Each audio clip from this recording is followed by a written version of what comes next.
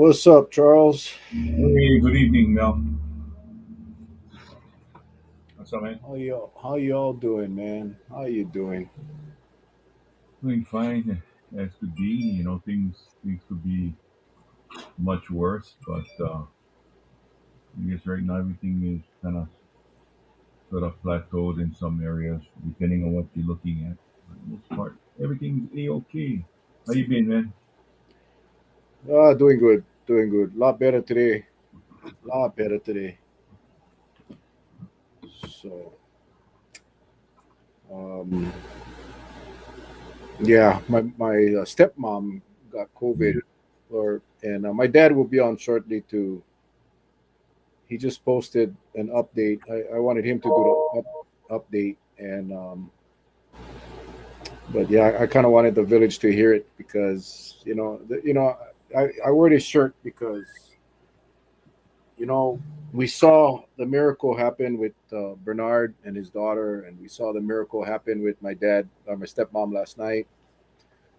And it's just, some things you cannot explain, and some things you just simply doctors cannot explain. And I relate that back to prayer.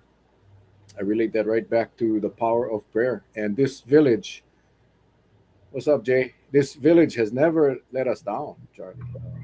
We have come to this village over the going on 3 years now for all kinds of stuff. Whether it was we needed to raise funds for nonprofits or to raise funds for projects, or this village has always stepped up to the plate, and they did it again last night.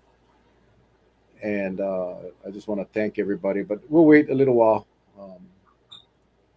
We'll wait a little while. I'll make sure my dad is on, and I'm sure he'll post on the comments as well. But yeah, it was a rough night last night.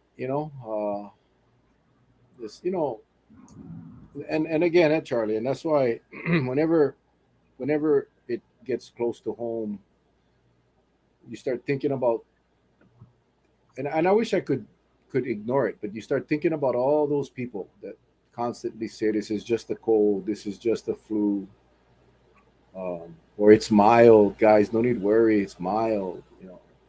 And then then it hits home, and then you hope that this never happens to anybody, but sometimes that's what's got to happen before people open up their eyes and realize how devastating this disease is. And I don't care what anybody says. I don't really care what anybody says. Between all of us here in this village, we have seen the devastation, starting with your brother Charlie, which kicked this whole thing off, and we've seen it with many of our loved ones from the people in the village. You know, and some like myself have seen it too many times, too close to home. So I have a hard time understanding why someone would say stupid things like that. That it's just another cold, guys. Get used to it. Live with it. And I know some of you in the village may feel that way, and that's cool. But last night was a rough night for a lot of people, and it's not just my stepmom. There, my dad just posted.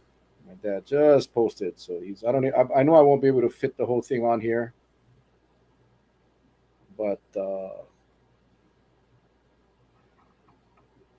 yeah, we'll give it about 5 more minutes, and then I'll give an update. I just got off the phone with my pops about 10 minutes ago, so we did get the update. But yeah, see, Mardis, my cousin just lost his father. I mean, we've seen it time in and time out. We see it every single time we come on the show. One of our villagers have suffered loss. We heard from people like Bozu and Russell and all the others that have been on the show. We've heard it. We've heard the doctors talk about their patients. And yet people still think this is just a flu. People still think that they can run around this place and not wear a mask. And yeah, it's kind of bizarre. But anyway, tonight we have Dr. Miscovich and Akiona will be on.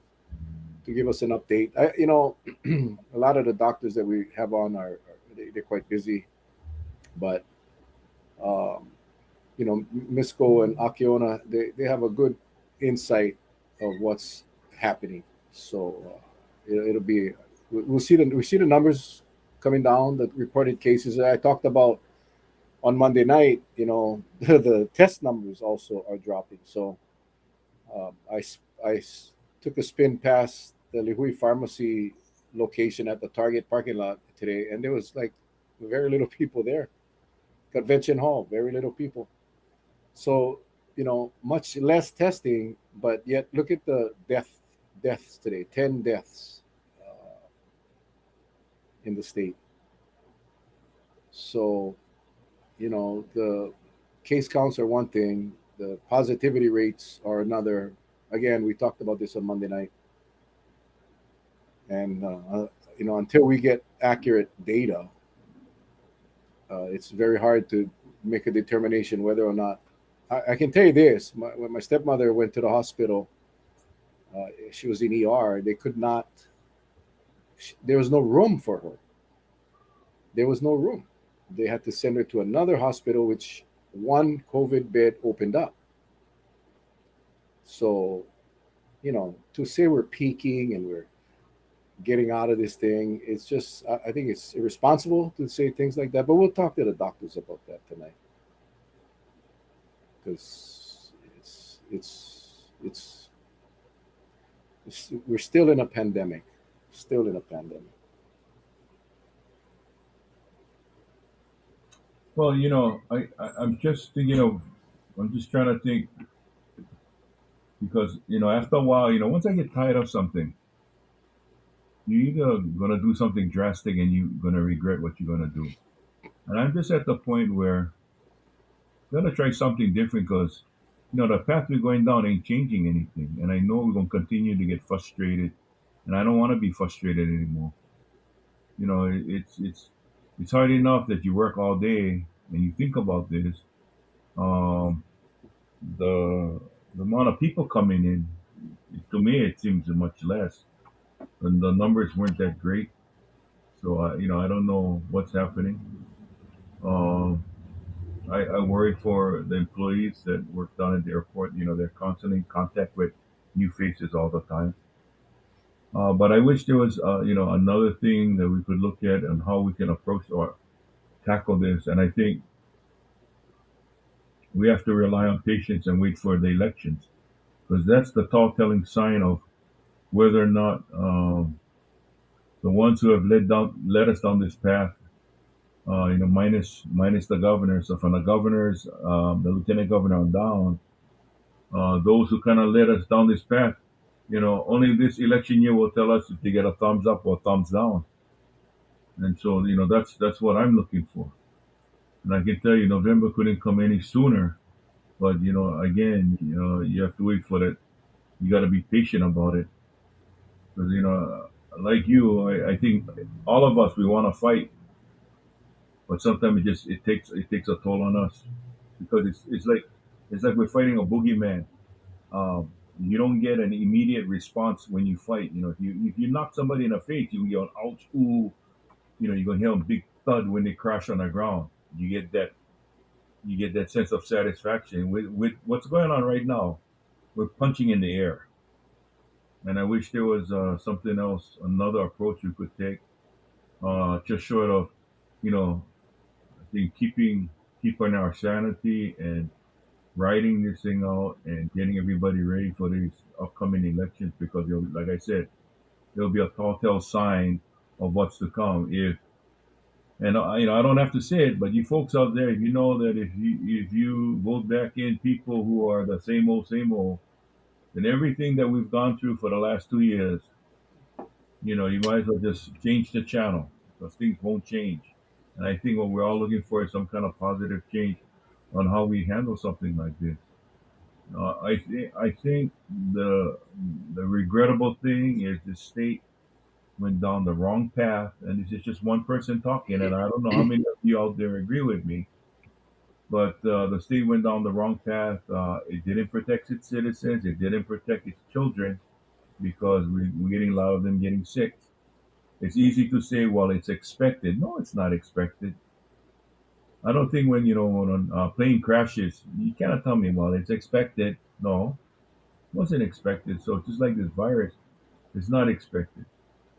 And if we're gonna do something, I think in unison, even those who come on every night, uh, what you need to do is talk to someone you can trust that's close to you. Number one, and ask them, hey, what direction do we go? And that's something that my wife and I, we constantly talk about. What direction do we go? There's but things got to change, and it's got to start from the top. That's all I can say. Mel and Charlie, we can talk so much, but people at the top, and once they pull the trigger, they make the decision. Everything has a domino effect. But we're talking about someone getting into office who can pull the trigger at the right time for all the right reasons to keep all of us safe. And I personally feel, and I don't want to get anybody else in trouble. I don't even want to get Facebook in trouble for what I'm about to say, but I feel that those elected in high places missed the boat, whether they did it on purpose or not. The bottom line is they missed the boat. People got sick. People didn't have to get sick. There was so much money spent and wasted on contact tracing. They made a big deal out of it. It happened when it was during the Sarah Park and uh, Anderson time.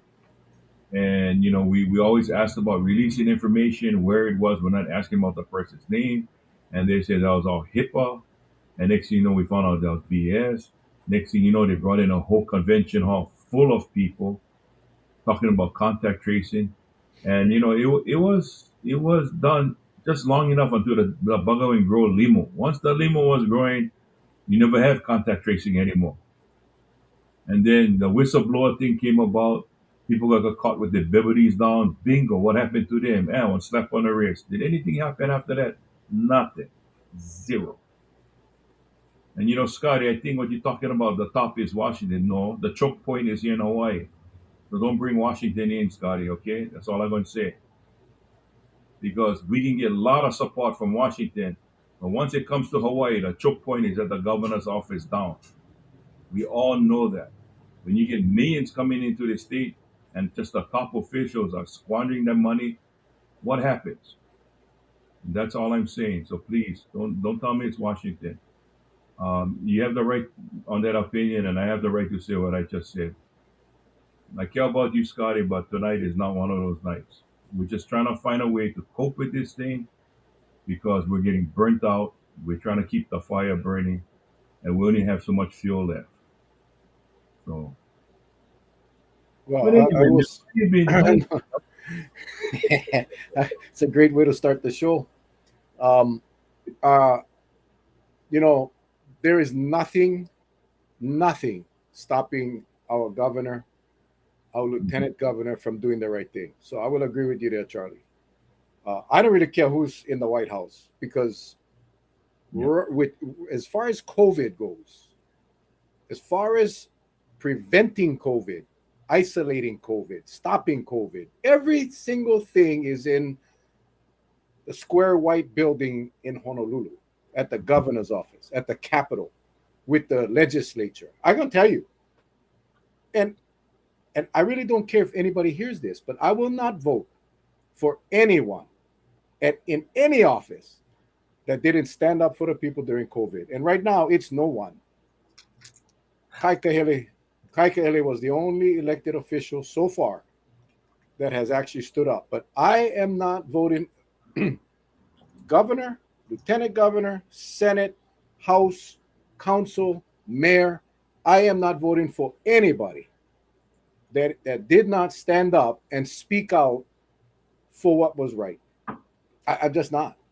It'll be a very easy election for me this time because while they're jumping around about plastic water bottle bans and minimum wage hikes and Red Hill and stadium complexes and all of this other shit that's going around, Uh, no one is saying anything about no one is saying anything about COVID. No one is questioning the state about how we're handling things. Not a soul. So yeah, it'll be a very easy election for me. And will I lose friends? Possibly. But Charlie, I think your dialogue right now was probably the most impacting that I've heard in a long time from you, Charlie. No snicker bars, no jokes, and I really respect that. And I agree with you 100%, 100%. You Because Charlie, I feel you. I feel you. I feel your pain. You got to deal with this shit every single day um, at the airport, and we let me tell you the reason why, Mel. You know what hurts me the most is when I have an employee says that, boss, I gotta go out because of COVID, and when they rely on that paycheck, right? This company just started. Many of them don't have the sick leave needed to accrue that period of time. You know how sad that makes me. yeah They didn't want to catch COVID. They didn't want to say, hey man, somebody give me COVID. They didn't want that. And then bingo, they got tagged because of the type of job they have. And then next thing you know, their family suffer because they cannot work. Do you think that's right? I don't think it's right at all. But yeah you know what? They were faithful enough to say, boss, I know at times we're shorthanded. I won't come work. And look where it got them. And I feel bad. I feel bad. I wish I could take all of that away from them. So they didn't have to lose time out. They didn't have to lose time from work. And yeah. that's the thing that hurts me the most. And to the thought of having Snickers, I think this is the only thing will calm me down right now. I get something that can calm you down right there, Dr. Miscovich. Hey guys, I'm sorry. I just logged in. I missed that. I missed the statement by Charlie. So I'm going to have to rewatch it and replay it because it sounds like it was pretty important. So It was yeah, yeah, you're gonna have to watch it. I'm not gonna yeah, try to recap what he said. It's one of those that will get nominated for an Academy Award, except it wasn't acting, it was Charlie in the flesh. I've been trying to get that side of Charlie out for quite a while now, and but I think Charlie, Doc, we all fighting the same fight. All of us in the village, we're all fighting the same fight. And it's like pissing in the wind, right? Because you put in so much effort, and I think we're doing the right thing.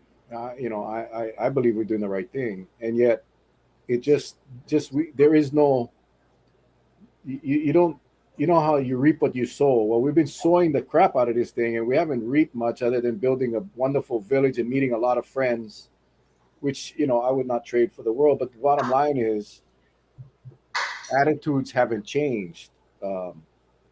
This whole facade that they have. Charlie, one of the things Charlie talked about is we started going down the wrong direction in the beginning, and there's no real effort to try to improve what we're doing. And one of the things about he mentioned about the contact tracers, again, that would not have occurred if not for the whistleblower. When they got caught with the pants down, and all of a sudden they had to convince the people that they were actually doing the right thing.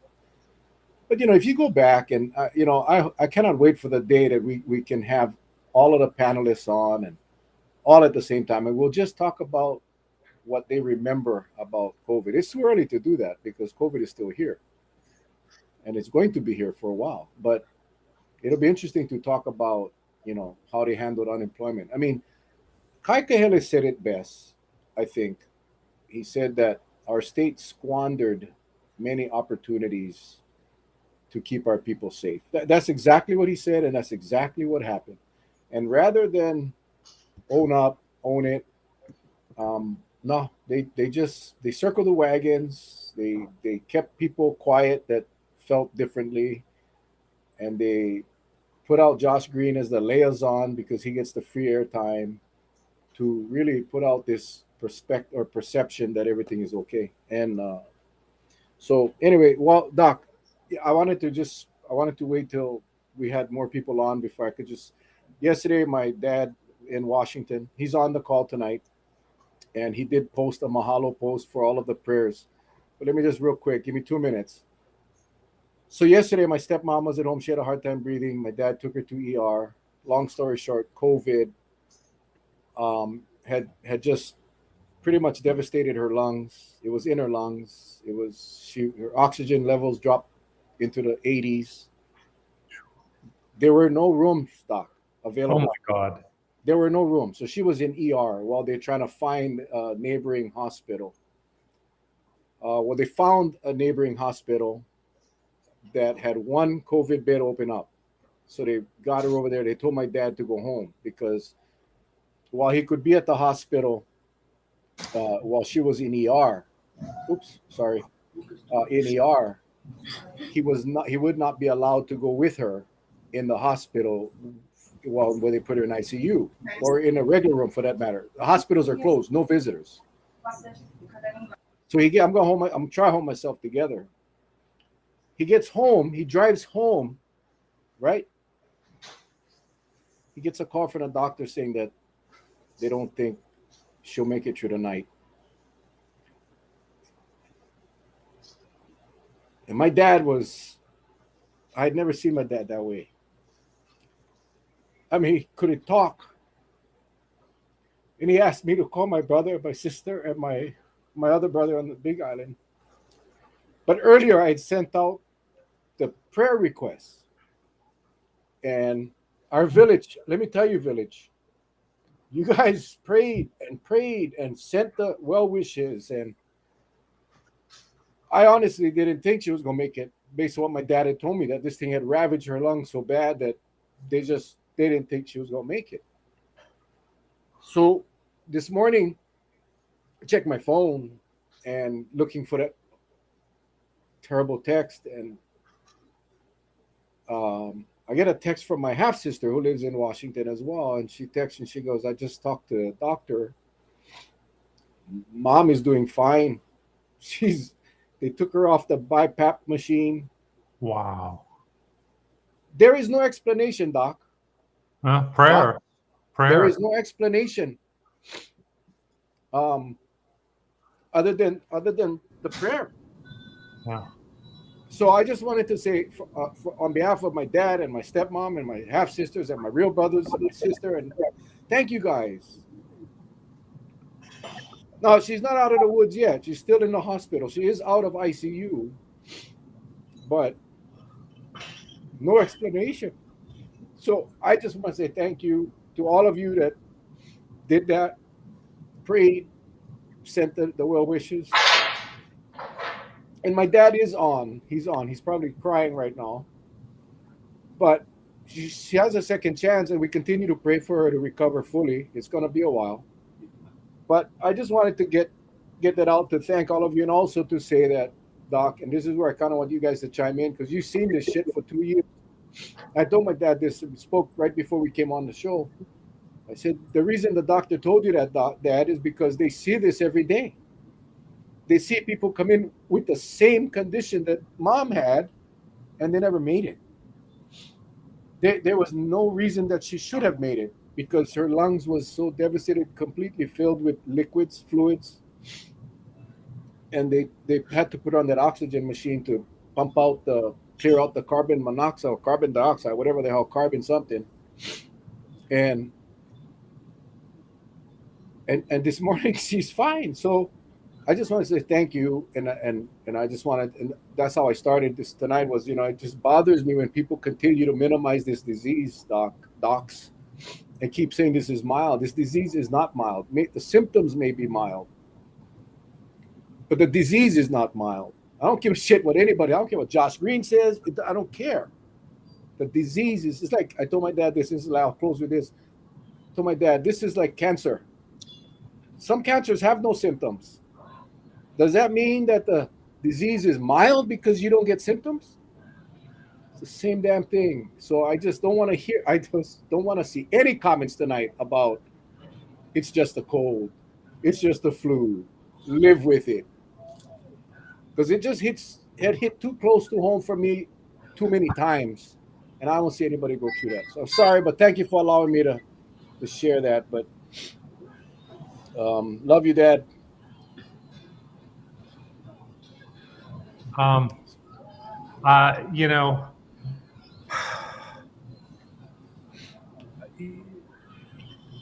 I'm speechless because here it is, it's someone personal and someone close to you, and you just lived this within the last 24 hours. And then Charlie lived with it with a brother, and to know that something like this is just soaring through our loved ones and our family, and then um, to never have anybody who has a chance to stop the death and suffering acknowledge it.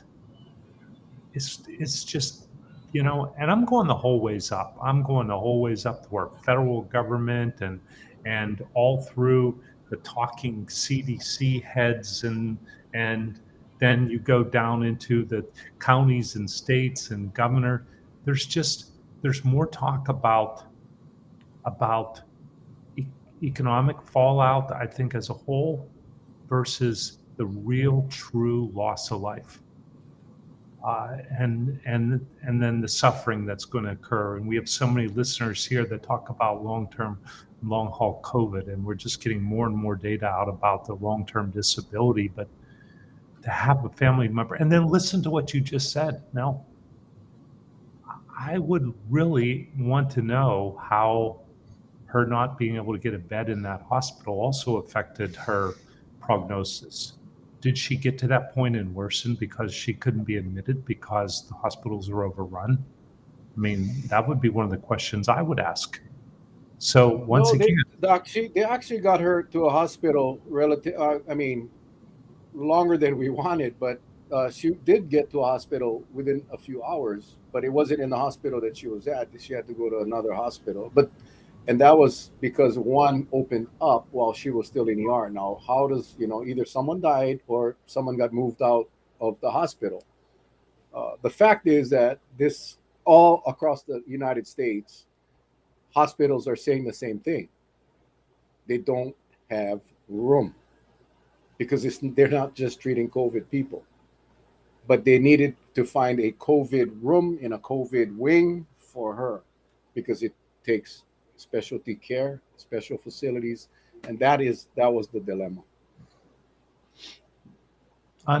again, you've lived it, and to have someone like that close in your poor father and your family around you, it's just like I again, we try to console people all the time. We see it all the time, but when it's close like that, I have words can't describe it. And as you said, you guys are not, you guys are really saying your prayers as we all are for her right now.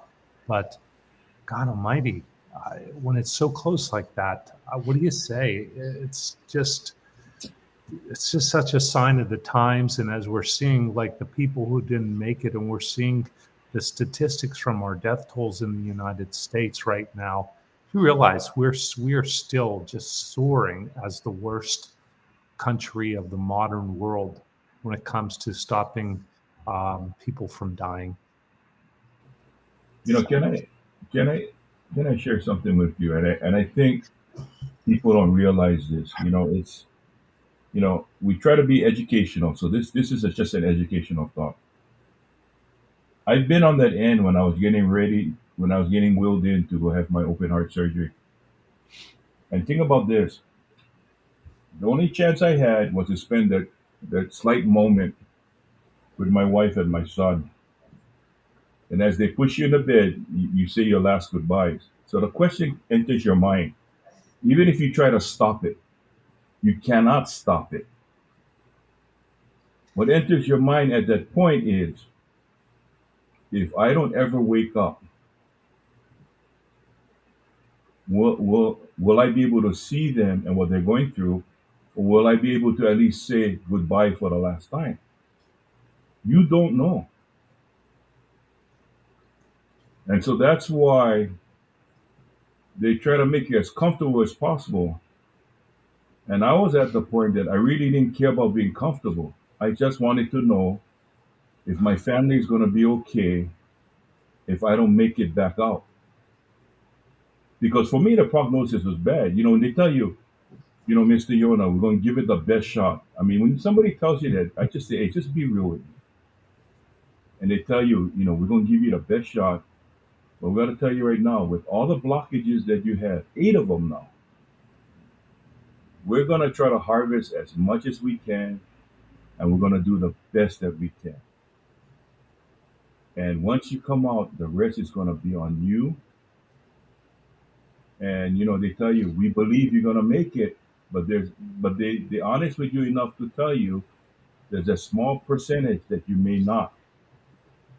And so that's why they give you that time with your family before you go out.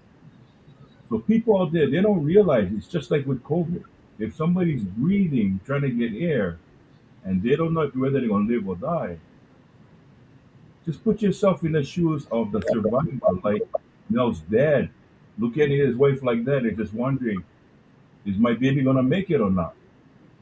It's that lonely, empty feeling, like the world just dropped out right from under you, and all you're doing is just trying to grab onto anything to hold on to.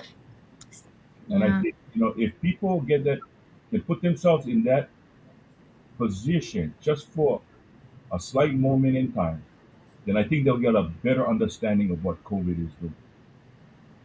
And so you're going to tell yourself, you don't want to be in that position, good. Then don't get COVID. Do whatever you can to stay away from the damn thing. And Yeah. don't be haphazard about it. Yeah. No, I think I used to take care of a lot of people in the hospital. That was actually kind of one of the things that I was really good at, and I really loved it. I loved taking care of people in the hospital. It was kind of it's a really weird art to kind of being able to understand, to empathize, right? So having the conversation in emergent situations with the patient, just like immediately trying to explain to them, we're going to have to do this thing, and you don't know me, but you please trust me, and there's going to be a lot of movement around you, and we're going to do the best we can, and we're not computers, so it's really we cannot robotically calculate the success rate, the failure rate, and like whatever doctor confidently tells you, you have X chance. It's really kind of more like an educated guesstimation, and then I would have to go outside and then talk to the wife, the children, and in a lot of situations when we were doing the ICU care, we have calculations, we have general ideas with organ failure. We know, okay, so if this many organs are systems are affected, the prognosis is this. And so, but it really, as Uncle Mel kind of described, we're not in control. This is something that we try our best to manage the chaos, but we don't know for certain. And I think that's the hardest part of everything, is kind of like who's going to make it and who's not. And it's not, like helping people understand it is not something that they did wrong. It's not you're a good person or a bad person and that's how it's decided. It's a lot of this is like it's hit or miss. It's roulette. And we do the best we can, and we try to, and I think to me that's been the key, like making sure that we all get the same chance. And I think the system isn't rigged to give us all the same chance. And that's why I really believe in whatever, I believe I found Dr. Miscovich for a reason, because it's we know that the system isn't rigged so that we all have the same chances. And you're in the hands of your provider. And most of us don't have providers out here anymore. And so it's just, I don't know, I just remember I loved hospital care, because it was being able to kind of utilize that part of my brain and that part of my heart, and just being able to kind of talk it out. But it's tiring, and in those times it was tiring, and now it's just constant. So it's just, how do you, there's no time to process any of this. It's like battles at this point, right, where we're like, you have so many things happening that I keep that in the back of my head, that, you know, the hospital, the fights in the hospital, the fights for resources, and then like the loss, like just the sheer loss that are like collectively we've all felt, that we have not processed, that we haven't been able to really kind of wrap our minds around. A lot of people who couldn't say goodbye because we were isolated, and then a lot of people who will never get that closure, like knowing that their loved ones were what they were feeling in those last moments. And it, you know, I think that's part of the reason why the humanity in the village is important. You know, it's this a safe space for everybody to kind of talk about, like, these are real heavy issues that are going to take generations to kind of work through, I think. Yeah. Deep, deep.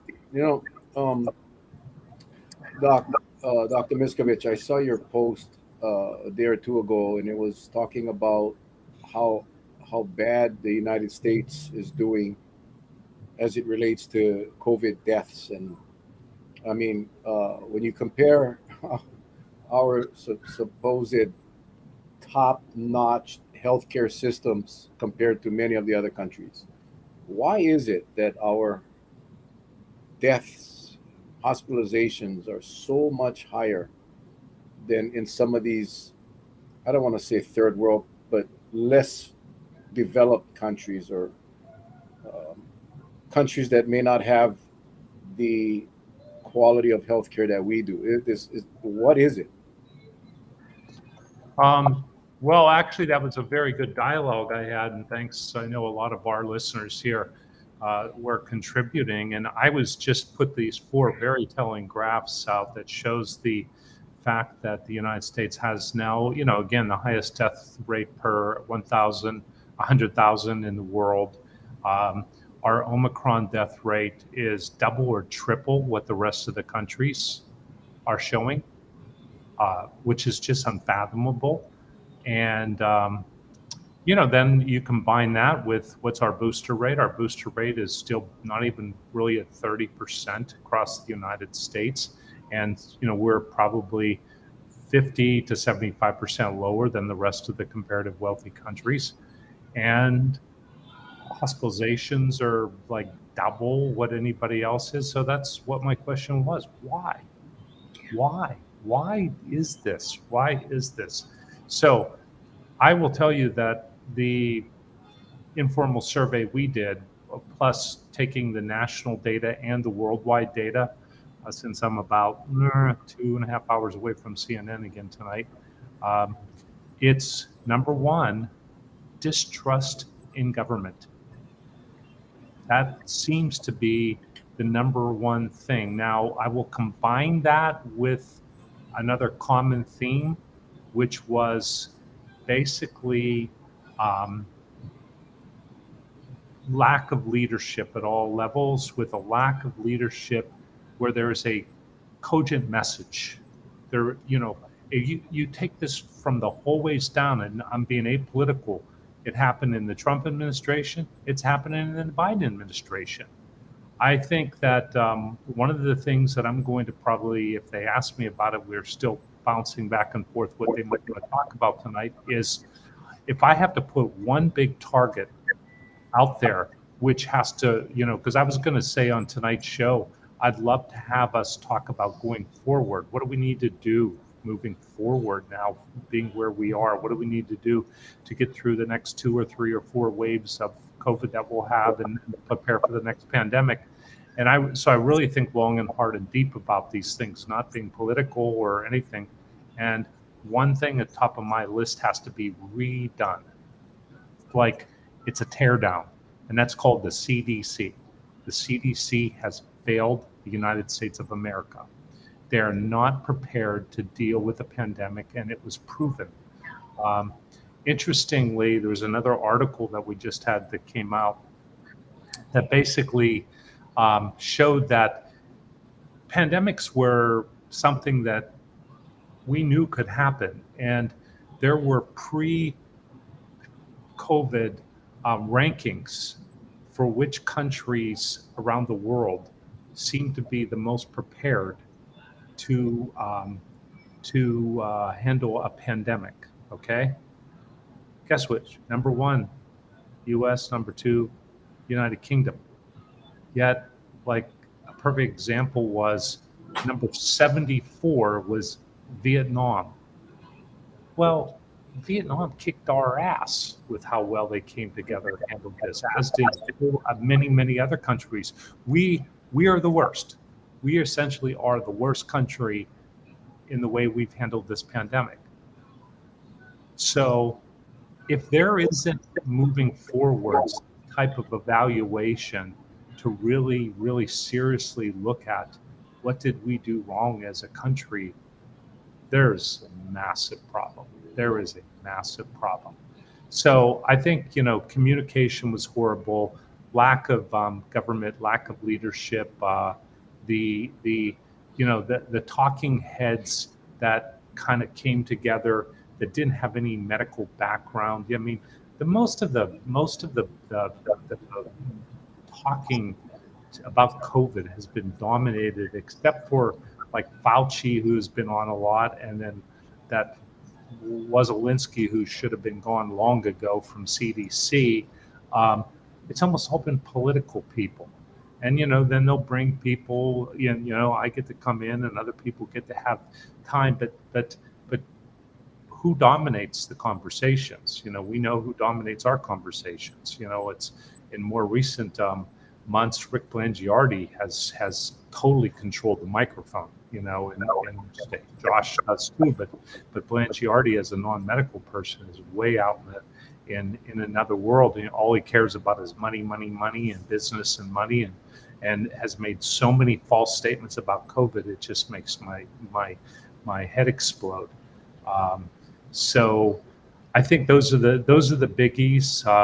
And then another final thing was selfishness. A lot of this comes down to a lot of people are very selfish. That basically they just say, nope, it's all about me, and if I don't want a shot, it's all about me, and they're not caring about their neighbor or coming together. And that's what a lot of those third world countries or less wealthy countries did. They all come together as to care for each other, and they did as much as they could to not spread it. So that's a really a big issue. So, but I'd be interested. What do you guys think? What else am I missing? I mean, there's a lot of other issues, but what are your general thoughts?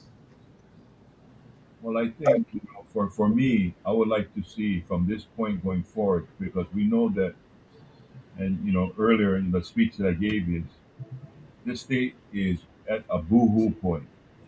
It's everything is just status quo. They're not gonna rock the boat. They got certain certain individuals have their finger in certain pockets. They're not gonna do anything. So I think what we need to do is to care for ourselves. How do we go forward? Where do we go? How do we get the help that we so desperately need? So, because if the state can't put in any safety mechanisms to keep us safe, then we got to try to do it on a grassroots level. Yeah. There's no way of getting around it. Well, that is true, yeah, and that's been our the common theme, right? I mean, for us to tell our loved ones, to tell our children or our grandchildren or our parents, hey, we got to do what we got to do to be safe. We got to protect ourselves. Personal responsibility. I think that's what we all need to do. But when the government says you got to be personally responsible, and shirk off any responsibility of the government to keep their citizens safe, I think that's where the problem lies. And it's not. They have really put everything on the people.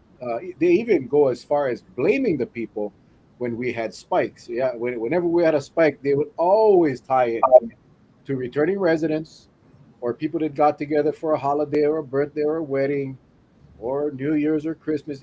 There was never anyone in our state leadership that came out and questioned the efficiencies and the effectiveness of what I call the unsafe travel program. Right, that was a taboo subject to talk about.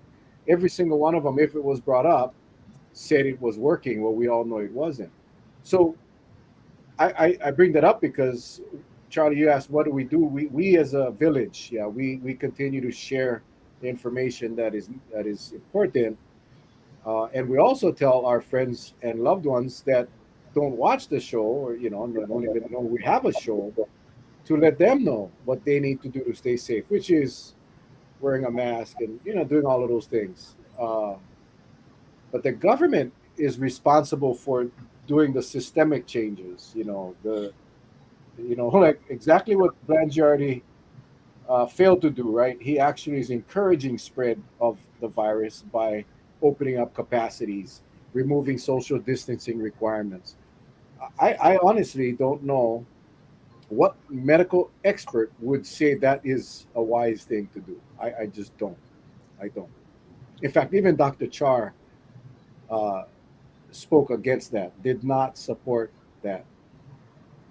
But he don't care because he's listening to the corporate hospital executives, not doctors, which is the problem.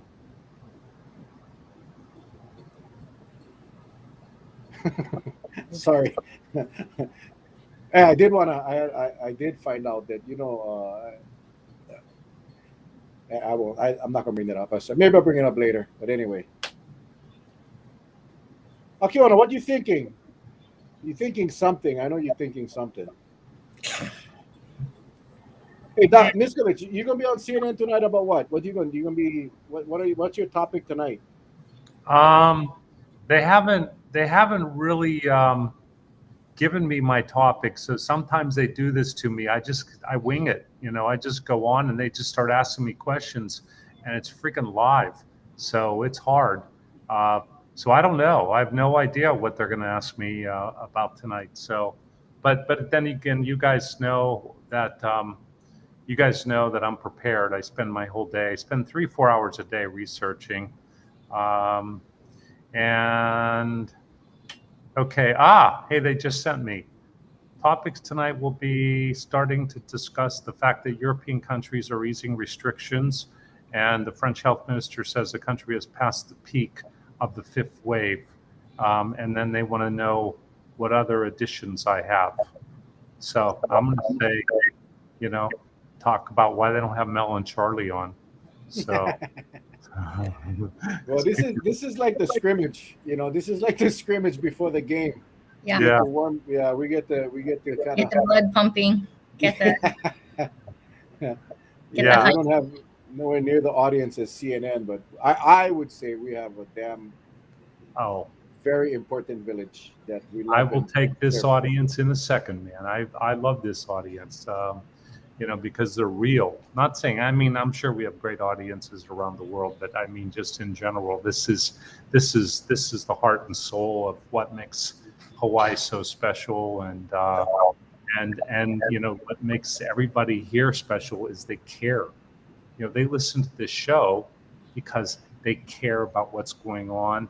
They want to help people around. If everybody had the same attitude that the people who listened to the show and the village did, our numbers would be like nil, right?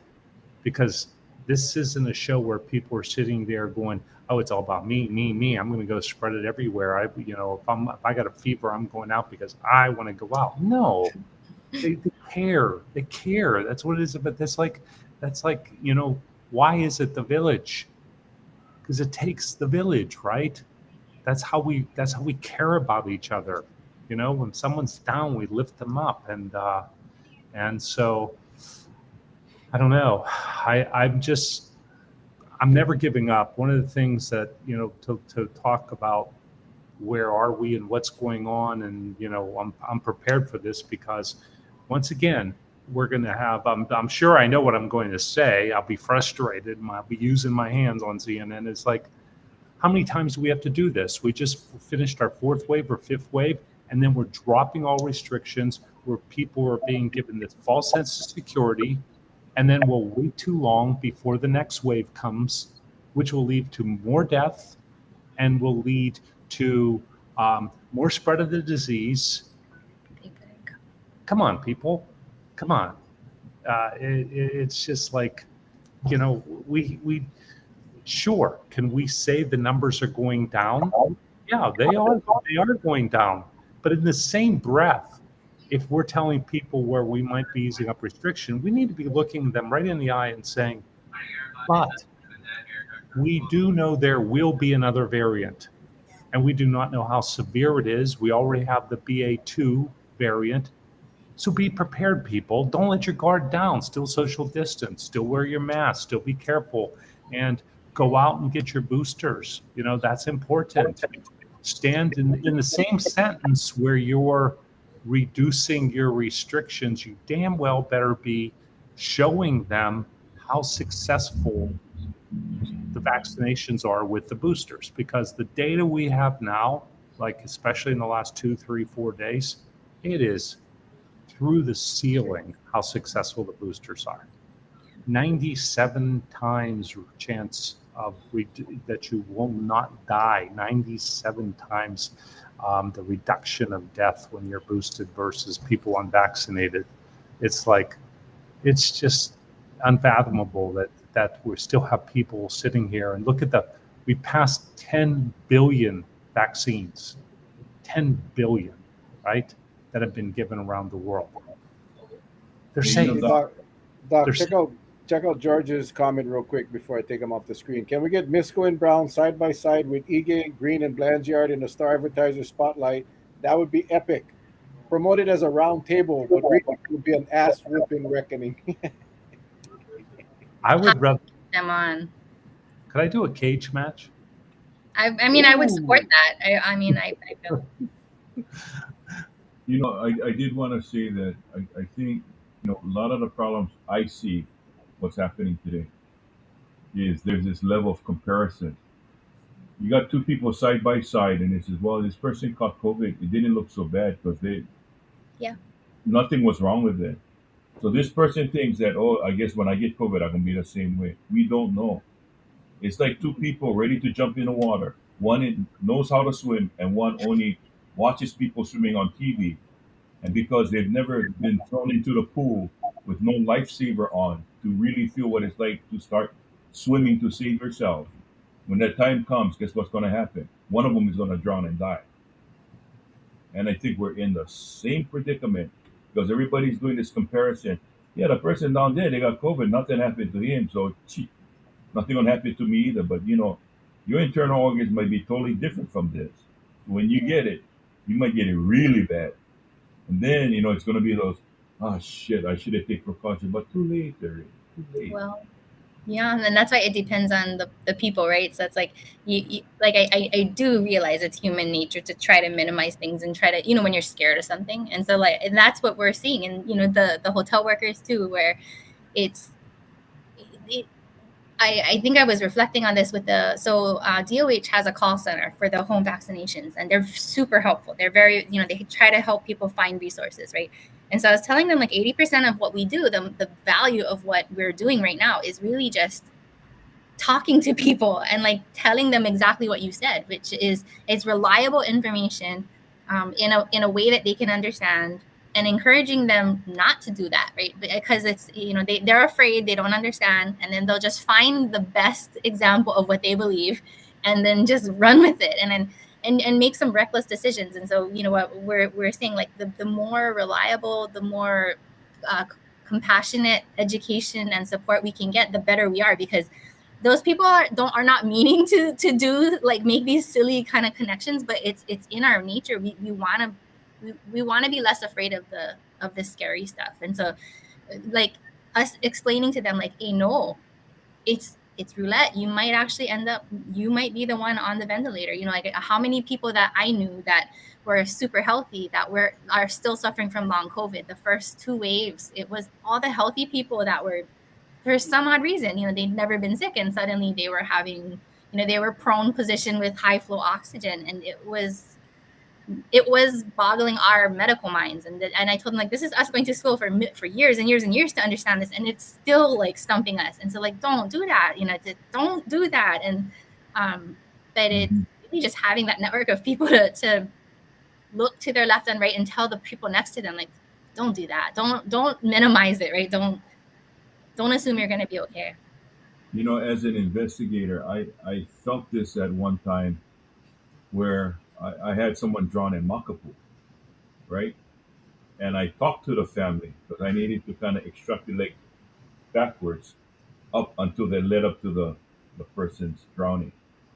And you know what they said? They said, we saw these boys, and they pointed to them.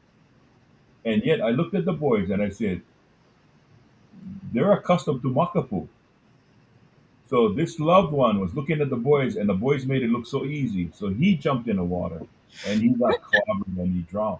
And I looked at and I said, "Oh, you can't tell the surviving family, oh, that was a big mistake." But you feel it like I can see how people get misled.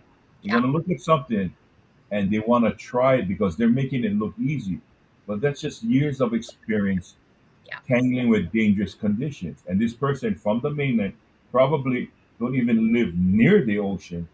Said, "Hey, that look easy. I'm gonna jump in." Jumped in with no fins, no nothing, and just got pummeled over and over again till he never resurfaced. And Yeah. of course, the rest is history. Well, the rip current will get you. Yep, yep. With COVID too. And I always Hey, tell doc, people, even when the current is strong, you go in. When the thing is so strong, it pulls down your pants and you get nothing but your olo flapping in the wind because that's how strong the current is. Right at the riptide, right on the beach. So I said, you feel that, run away, get out of there. You won't get nailed. Yep. You know, yep. So I see the question, Uncle, and yeah, so like, I gotta read it because the whole question cannot fit on a screen. But it says, doctors, if you contract COVID-19, will you continue to test positive every time you take a test for the next 90 days? And we're talking about the rapid antigen test. yeah. At my hotel, our safety and health director are telling those who have tested positive before, no need or don't make sense or doesn't make sense to test again within 90 days if they are a close contact or symptomatic because the virus will stay present in them for 90 days. No, and I think No. that was the important thing was, and in the past, we used to say 90 days, and now it's like 30 days more like it. But I always, the caveat is always if you've had a new close exposure or you're symptomatic, because like that was, and I think that's the difficult thing. So we actually, and I'm with the hotel, like with the safety people, and we're saying, if you're symptomatic, we're still testing you because we've seen BA1 people who had BA1 be reinfected with BA2. So the window like of reinfection has this virus is just getting smarter, and so just Mm. it's not. Don't test. Sorry, doc. I know you have more. Yeah, I just want to go back to the beginning. Okay, remember, PCR, rapid antigen. PCR tests are so sensitive, they could hang on and have real small molecular, it's almost like the little corpses of the COVID virus that still have enough detectable elements in them that you'll pop positive. You're not contagious, and it can go up to 90 days. That's why we have a window. Now, not everybody, like Dr. Akiona says, many people will be in and out of it being detectable in 30 and then 45 and 60 and 90, but some still will go at 90. That's PCR. So what he is being told and saying is absolutely correct. But what the game has changed now. So the second question we have to do is rapid antigen. Rapid antigen will only remain positive when you have that curve going up and down. And new data coming out in the last 2 days shows that you are going to be able to be transmitting and showing virus in 42 hours. That's how crazy Omicron is now. That's what the new data came out. 42-hour spread came out of the UK yesterday.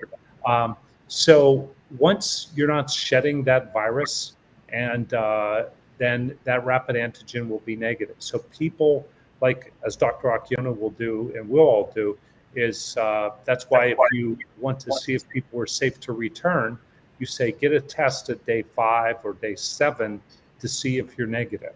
And that's the test you need, is rapid antigen test. Okay. So Tyson, have your security director contact Dr. Akiona or Dr. Miscovich if they. He asked me that question today. I saw him earlier today. and I told him I would ask you folks. And of course, I forgot. So he's watching. So I'm glad you got the answer. So the rapid antigen really, for lay people like us, would detect the active virus versus a PCR, which is so sensitive. It could be detecting fragments of this virus that may not be infectious, but it's still remaining in your nose. Absolutely. There we Well, go. There you go. I gotta do a disclaimer, okay? I gotta do a disclaimer. The safety and security director at Kaizen Hotel used to work for me. I was trained by me. Yeah. No, and we talked, me Yeah. and you. Yeah. So So I didn't tell him that, but he knows. He knows. So that's the disclaimer. I just want to put it out there yeah. because I don't think anybody go, hey, Uncle Charlie. I tell you what, Tyson, when you go work tomorrow, ask him to come on our show Friday with Dr. Miscovich and Dr. Akiona. We'll do the round table, and he Yeah, can explain. not an ass whooping, not a reckoning, just a No, it regular. won't be an ass whipping. I'm just curious. No. This is what gets me, Doc. Like you said, a lot of the vocal people that we see on the TV, on the news, are politicians. It's political, but every so often you see a doctor from hospitals around the country or universities around the country that they're all beating the same drum. They're saying the same things you two are saying, as well as all the Hawaii medical experts, but they don't get the same airtime as the politicians, right? They just don't. So why is there not a standardized uh, response to COVID like all the other countries have, right? I don't care which country you pick them, whether it's South Korea, whether it's Japan, whether it's Philippines. It's a national protocol, right? It's a national protocol for the most part. But over here, you have the states, you have counties, you have cities, you have all these different jurisdictions that all do different things. Now, if you're in a district or a county like Oahu, city and county of Honolulu, that you have a mayor who's rogue. He I don't know what he listens to. Um, it's completely different than what's being done in Maui or on Kauai, and that's causing a lot of the confusion. It's causing a lot of the problems. I don't understand why.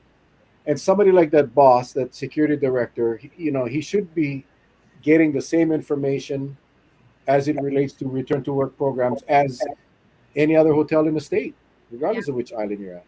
And I think that was one of the things that, I mean, so it's like we had this like strategy, in the background for 2 years, and it was, how do we communicate what the testing priority should be, like where we should be focusing, and then when people stopped listening, so when it was like we're no longer able to talk with the county, then it was, we pivoted. So then it was like, okay, the businesses, how do we break into the businesses, get to the Chamber of Commerce, so that there is like some kind of very basic level, not me, that's making me sorry, but like some basic level where, we're all kind of starting at the same point, because it was, I was explaining to like all of the shelters and, the different businesses, and like, unfortunately, the buck's been passed on the line, and it's at some point, like we're officially, like, as a nation, expecting individuals to carry the responsibility that in other countries, you're right, the country carries it, like the government helps carry it, and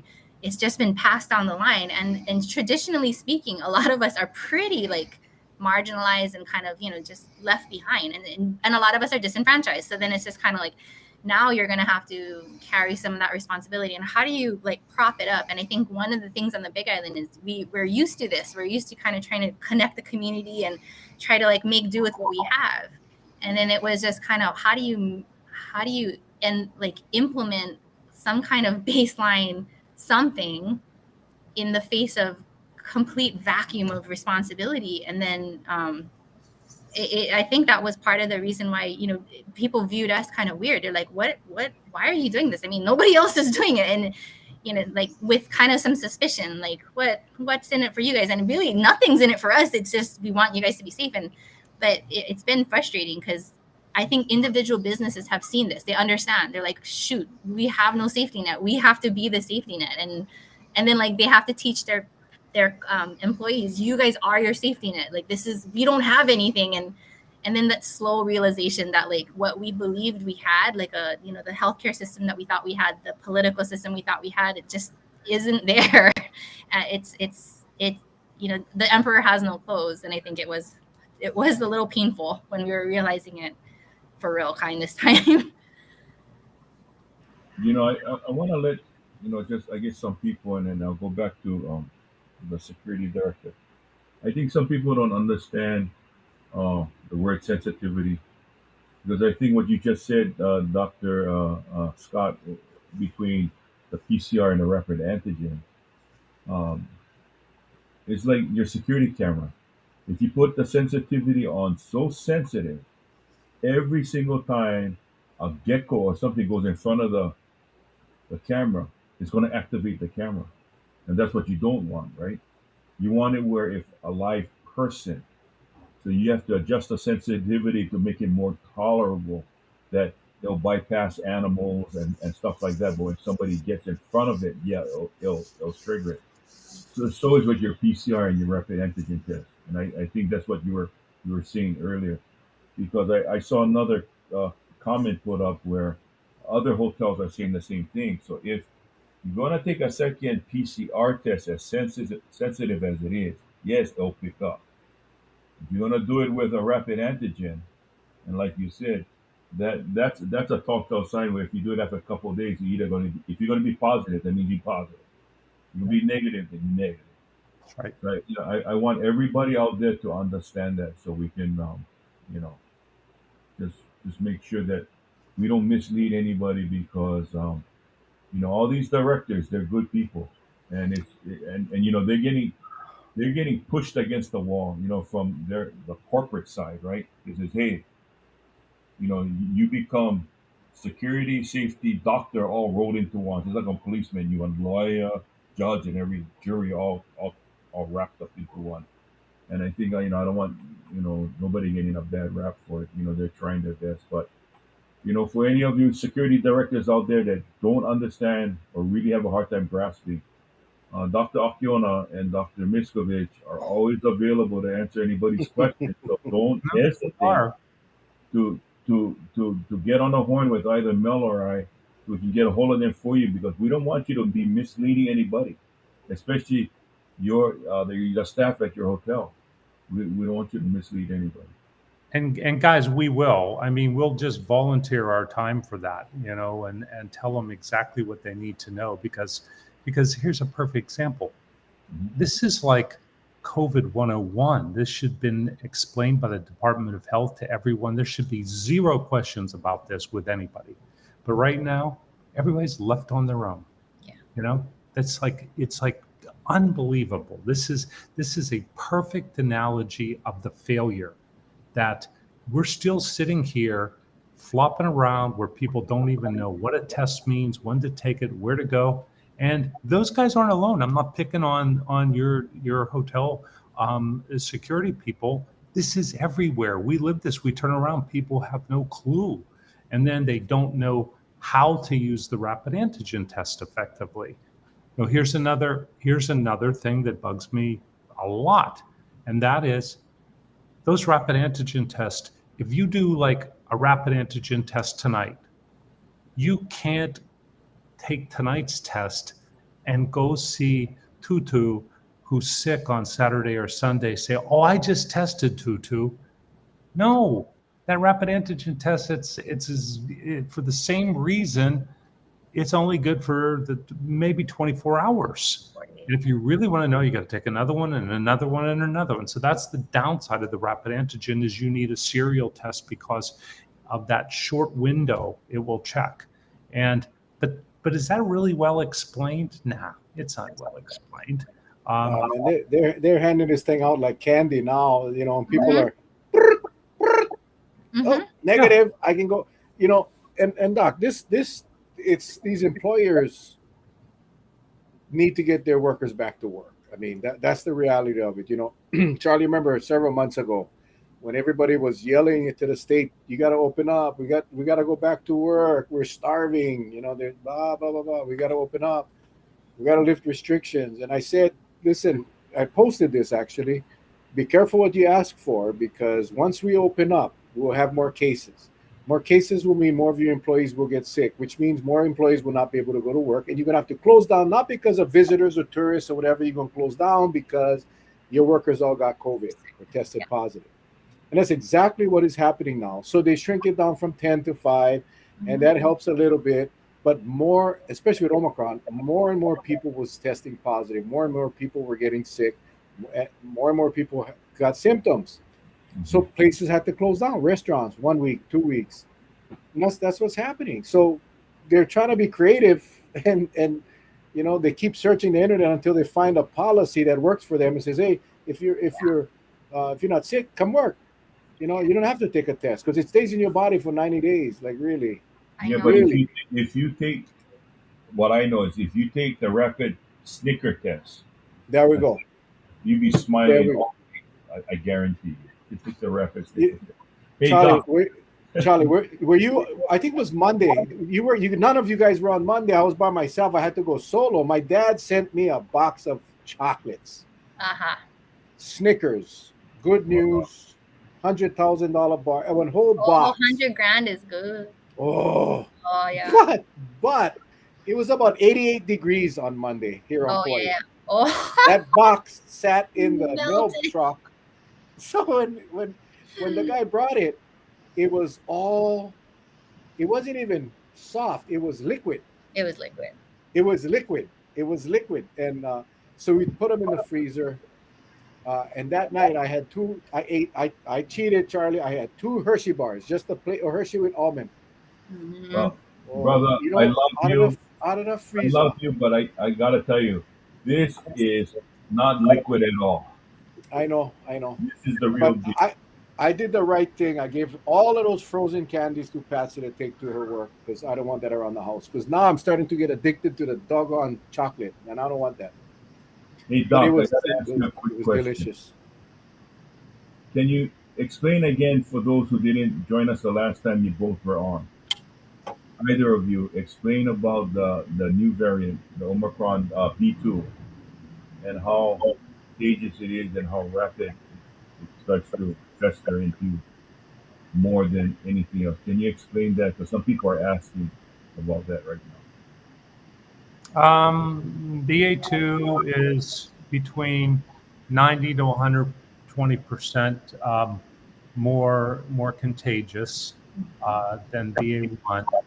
And at this stage, we do not have enough information to know its lethality. At this point, it does not look like it's more lethal. It looks like it's almost totally equivalent to the BA1 in its virility and lethality.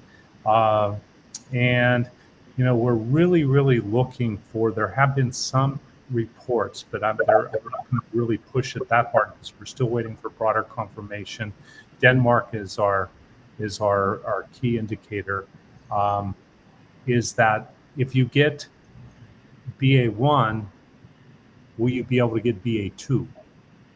It's anywhere from 20 to 28%, 20 to 28 new mutations on it. So it's a pretty distinct variant of the Omicron, but we still don't know those answers. So it's still spreading significantly. We know it's almost in, I think about 2/3 of all the states have recorded it. The last data I have is about 58 countries have recorded it, which means that it's way more spread than that. Yeah, it's everywhere. An interesting thing came up, because I kind of love every piece of data in minutia. But for example, I don't know, does everybody remember when we were talking about, this new Omicron, it's in Wuhan? That was back in, remember, December of 2019, right? And then started to spread into South Korea and those places in January and things like that. In the United States, we were not getting any new cases until March, February, March. Well, and there was always, I was always sword fighting Sarah Park with, saying, we need to test for it. It's here, it's here, it's here. I just had a person at the airport has symptoms. It's here. And so they just came up with testing leftover pregnant samples from pregnant women in Oslo, and found they're finding positives of COVID in Oslo, Norway, in the end of November of 2019. So this disease had been spreading throughout the world, and as we're observing right now, come on, man, South Korea, we started to watch this thing exploding. We blinked our eyes, and it was all over the world. And that's what we have to understand. And you could translate that the whole ways into the foolishness with our travel testing and safe travel program, how we keep saying, oh, no, tourists don't have it. No, they don't have it. Oh, come on, man. The world has it. It spreads everywhere. Unless you test everyone, you're not going to know where it is. And to basically make a determination that a tourist doesn't have it, no. A tourist is going to have the likelihood of having the disease the same as the general prevalence of the disease in the county or city or state that they're coming from. Yeah. I mean, come on, it's just common sense. Yeah. So, is there anything known to mankind to neutralize, other than the vaccines, but to neutralize, when we have certain outbreaks in, say, and I know I'm comparing apple and oranges, but for somebody who basically at a base level of understanding this thing, right? When you got something that's outbreaking in your field, sometimes they'll insert a little fly that has something on them and try to mix it in with the other fruit flies to neutralize that. In the virus world, does it have something like that nature will send something in to neutralize whatever's happening now, or we just have to wait until it dies out on its own? Well, because nature is, like the natural kind of succession of viruses in it. They're living entities themselves, and then they want to just survive. And our immune system, we try, and I think even all of the immunologists, right? So all of the different approaches we take for our therapeutics, like our medicines, our vaccines, and all of these, always trying to neutralize some aspect of it. So whether it's the ability for the virus to get into the cell, or our like shutting down our cells kind of replication process, or sometimes we try to insert a gene to jam up the virus itself, so that when it tries to replicate itself, it kind of goes into failure. There's all these, so like all the antivirals and vaccines and the different treatments that we try to create is always with these kind of, trying to outsmart the innate kind of drive of the virus to out-survive everything, to use us as hosts to be stronger and to be smarter and to out-survive us. And so we're trying, nature, where if we were to let this go and just kind of rip through, that would be, nature taking course. A lot of us that are a little bit sicker would suffer. And so like the purpose of us as healthcare providers and medical scientists is to try to make sure that we preserve quality of life as humans, right? We try to make sure that our immune system can fight it. If your immune system can't do it, then we can give you medicines to neutralize it before it even gets into your cells. But as you see, it's these are like scientists that dedicated their lives to certain aspects of it. And then like with Doc, he went to school for a lot of years and then has been doing this for years and years, like a lot of years, and it's still, we're still learning. So I think and to expect all regular lay people to just appreciate everything, I don't expect them to understand, but it's hard. Yeah, I'm watching the thread there, and thank you, George. That was an appropriate response. Jody Jensen said that she was in Southern California and saw an orthopedic surgeon who said, "Oh, viruses just keep getting weaker." And I was going to say to her, Jody, have the dude stick to orthopedic surgeons.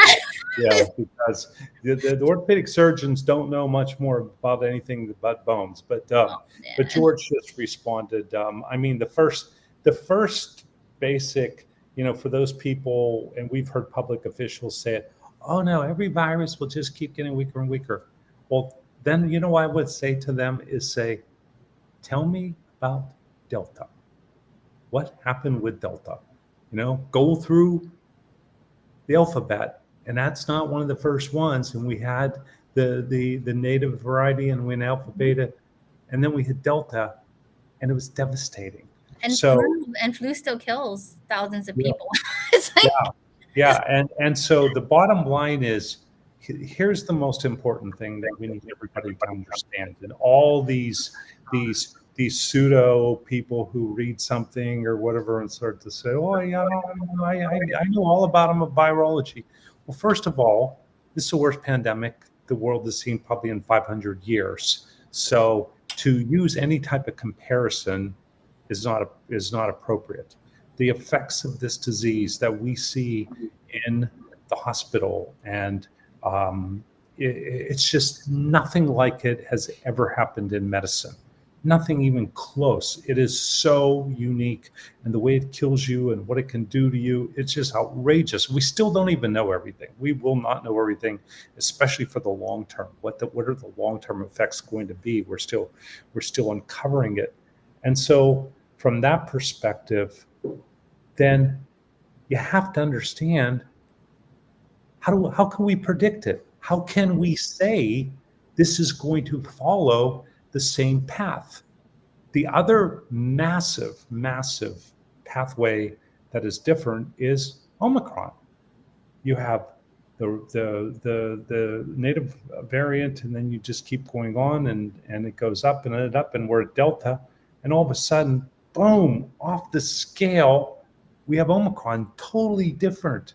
It was just almost like a new virus had come up. So we have no clue what the next variant will look like. There will be another variant, and there will be another variant after that, and there'll likely be another variant after that. They're still going to come. What are they going to be? We don't know. Depends on where they're made. We now know that one of the real dangers is, and maybe where this came from in South Africa, is if you have someone that has the immunologic changes associated with HIV, your immune system and the way your different immune system cells work, and especially if people are on meds that are now keeping them alive, can be very different. And you can get the virus into your system, and it can stay in there for 30 days. And it can be trench warfare, where it just keeps battling and battling and battling. And what's a virus do? Right within that same human host, it can have 100 mutations. And one of them may survive, and one of them may overcome and then get passed to someone else. That's how the majority of these occur. Same thing with people that are dealing with different cancer therapies and other things. People with unusual immune systems are the reservoirs for a long-term battle. And on the other hand, don't let the bozos out there say, well, that's what the vaccine does. If you put the vaccine in there, it's fighting against the vaccine. No, we've already seen the data is crystal clear. The vaccine, basically, it's like a pee-wee football team playing in the Super Bowl this weekend. The virus has zero chance to really survive on that, as we're seeing it. So anyways, that's my little.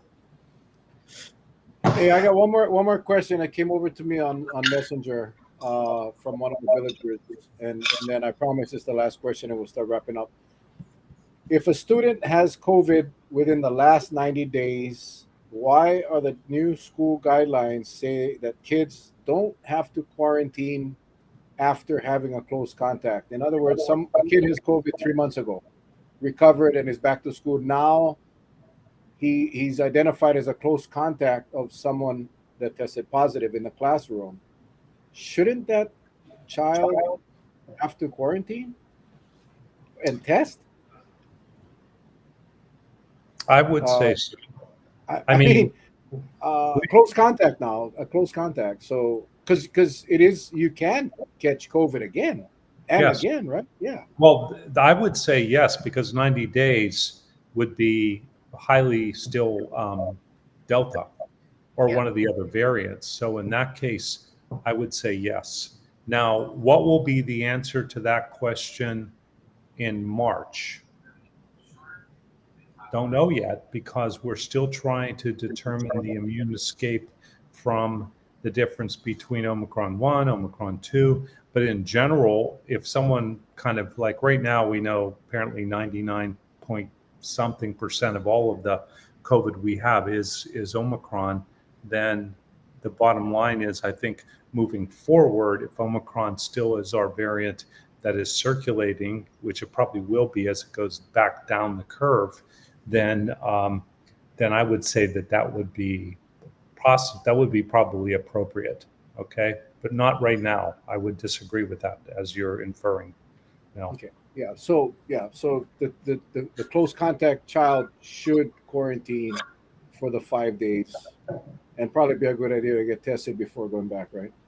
With Yep. the rapid antigen. Rapid antigen, right? And then Got it. forgot to ask vaccinated or unvaccinated. Oh, okay. Don't Yeah. know. Vaccinated or not vaccinated? I don't want to mention her name. I think she don't like post a question on. I think some people they're maybe intimidated by putting their questions up, or maybe little shame. But remember, guys, this is a village. But I welcome all questions on Messenger. If you want to do it that way, we will get it to the doctors. Because actually, it's a better way, because I see it as opposed to the scroll, and I don't catch all the questions in the scrolling comments. So Yeah. you Christy can asked a follow-up, which is a good follow-up. And that follow-up is, if someone is vaccinated and then had a positive within the past 90 days, they're pretty they're carrying a significant amount of immunity. So from my perspective, I'm putting that person into the category of not having to go through that. So yeah. Okay, the child is 5 years old and only got one shot. Oh man, they had to do that. They had to make it a I tricky know. one. It is That's- what. This is a that's- board question now. No. Yeah, that's a tricky one. Okay, which vaccine? No, just kidding. No, it's definitely not vaccinated. So that's an unvaccinated. Yeah, that still would be unvaccinated. considered not vaccinated. Yeah, so yeah, still non-vaccinated, but yeah. All right. Oh, I hope that helped. Well, folks, it's a little late. I know, Doc, you got a date with CNN tonight, but we'll start with you tonight. Any closing thoughts for our viewers, and any words of advice as we ride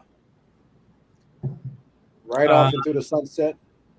No, my advice is I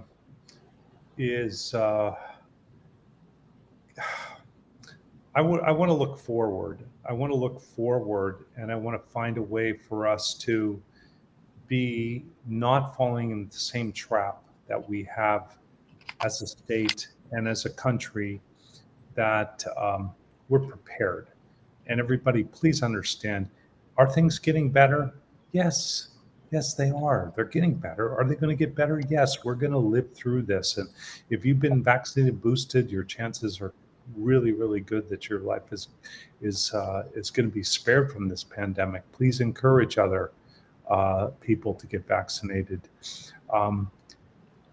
But we need to be prepared for 2 to 3 more varieties of this. Be prepared for 2 more shots minimum right now. And my guess is, well, the shot in the fall. And so what, right? It works. So what? That's what we have to say, and try to convince people that that's the attitude we have to have. It's just be safe. We've made it through probably more than halfway through. And I do believe we're probably just past the halfway mark of this.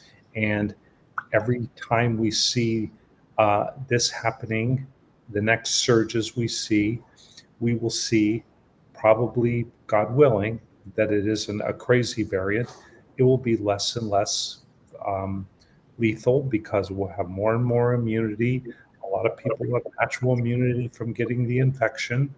And if you keep getting vaccinated, then, and very, very important, we'll probably have enough supply of Paxlovid and they'll still keep on making good monoclonal antibodies. So we're going to have really, really good treatment available, and that means people are not going to be dying from this. And so I want to have optimism, but it's a guarded optimism.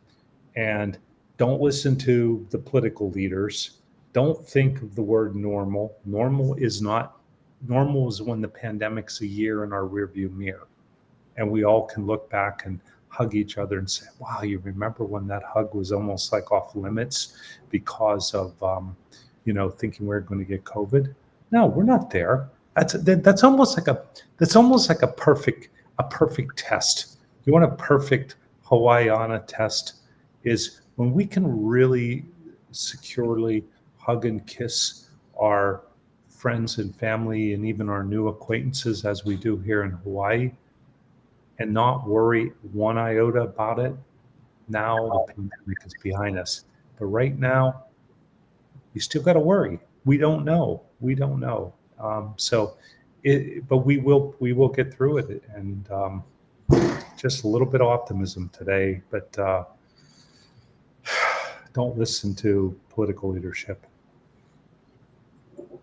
Thank you, Doc. Dr. Akiona. I agree. Don't listen to the political people, and to a certain extent, I think it's hard. But even media has been a little bit over, kind of paying attention to the wrong messages at this point. And so, I appreciate everybody who sits and listens to us here.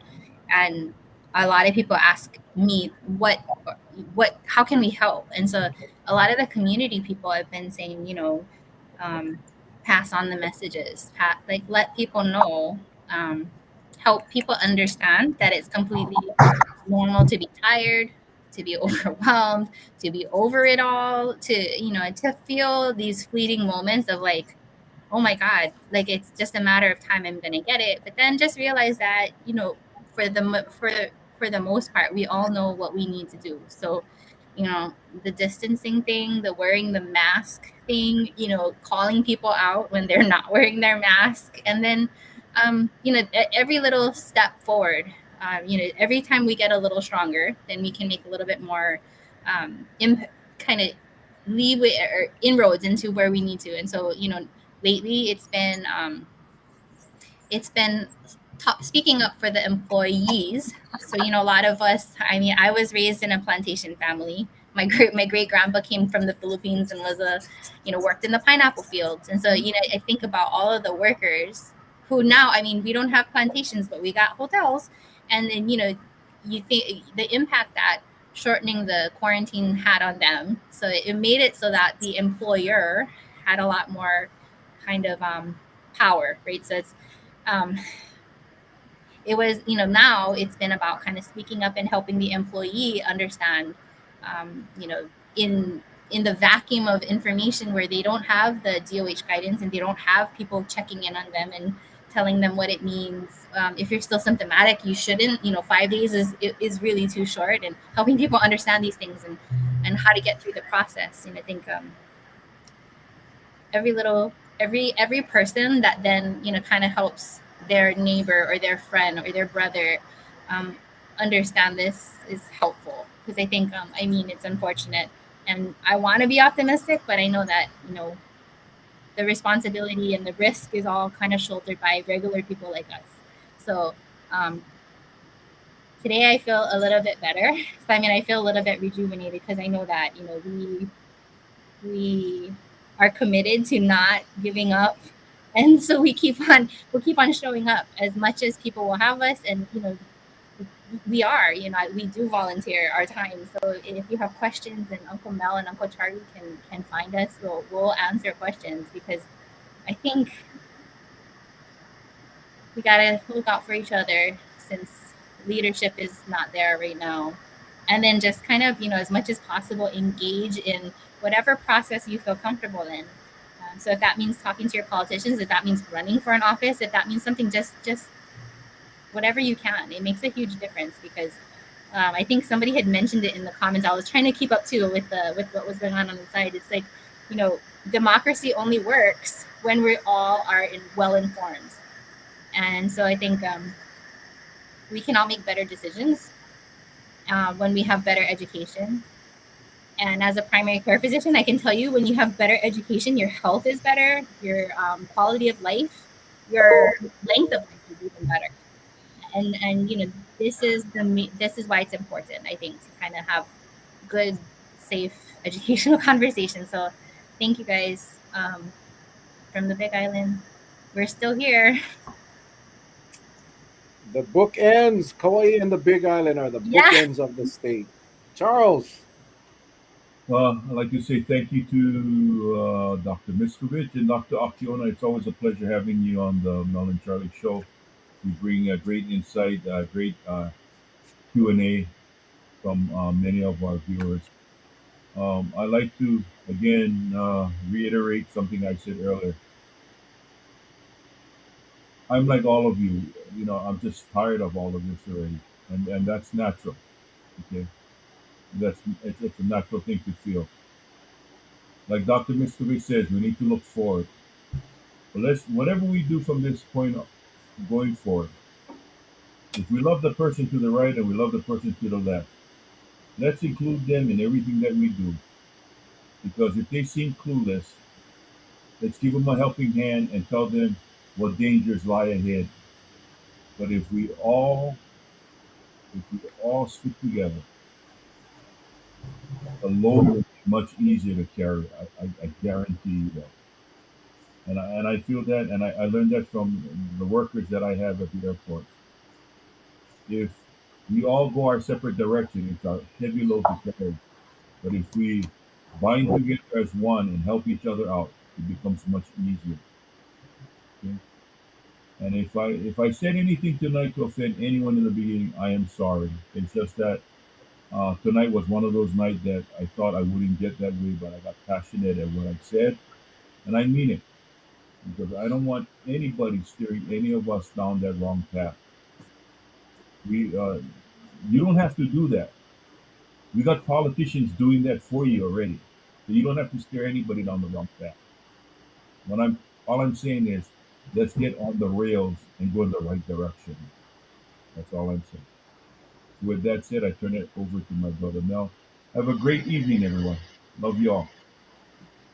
thank you, Charlie. If you guys came on late, you guys need to watch the replay. Charlie had a short dialogue, but very powerful dialogue starting off the show. So if you missed that, make sure you go back and watch the replay. You know, what can we do? What can we do? The biggest thing we can do is share this video, share all our episodes. Yeah, I'm not a very good promoter, but I think the YouTube channel.